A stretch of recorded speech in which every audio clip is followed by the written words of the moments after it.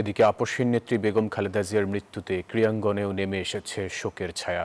ফেডারেশনগুলো জানিয়েছে শোক। ক্রীড়াঙ্গনের তারকারা সামাজিক যোগাযোগ মাধ্যমে তুলে ধরেছেন নিজেদের কথা। দেশের সবচেয়ে বড় ফ্র্যাঞ্চাইজি আসর বিপিএলে এদিনের ম্যাচ স্থগিত করে নেওয়া হয়েছে বুধবার।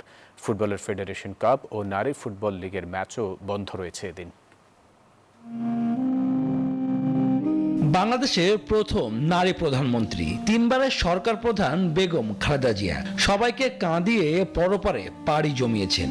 তার মৃত্যুতে ক্রীড়াঙ্গনেও নেমে এসেছে শোক। BCB, Bafufe, Bangladesh cycling federation, Bangladesh tennis federation, Bangladesh handball federation, Bangladesh badminton federation সহ অন্য ফেডারেশনগুলো জানিয়েছে শোক। দেশের সবচেয়ে বড় ফ্র্যাঞ্চাইজি আসর বিপিএল এর মঙ্গলবারের ম্যাচ অনুষ্ঠিত হবে আগামী 4 জানুয়ারি সিলেটে।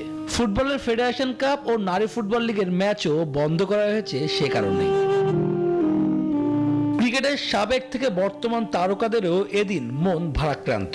মাশরাফি, সাকিব, তামিম, মুশফিক, লিটন, সোহান, মিরাজ, শান্তরা আপসহীন নেত্রীকে হারিয়ে দুঃখের সাগরে নিমজ্জিত। বাংলাদেশ ফুটবল দলের সাবেক অধিনায়ক আমিনুল হকও তুলে ধরলেন খালেদা জিয়াকে নিয়ে মধুর স্মৃতি। যিনি গণতন্ত্রের জন্য এদেশের জনগণের সাথে এক কাতারে দাঁড়িয়েছিলেন এবং যিনি আপসহীনভাবে বাংলাদেশকে নেতৃত্ব দিয়েছেন। আমাকে আমার একজন ভাই ফোন দিয়েছিলেন, ফোন দিয়ে বলেছিলেন যে আপনি যে যোগদান করেছেন বিএনপিতে আমাদের প্রিয় নেত্রী দেশনেত্রী বেগম খালেদা জিয়া, তিনি অত্যন্ত খুশি হয়েছেন। গুণীদের জন্ম হয় বাংলাদেশকে এগিয়ে নিতে, তেমনই একজন রাজনীতিবিদ ছিলেন বেগম খালেদা জিয়া।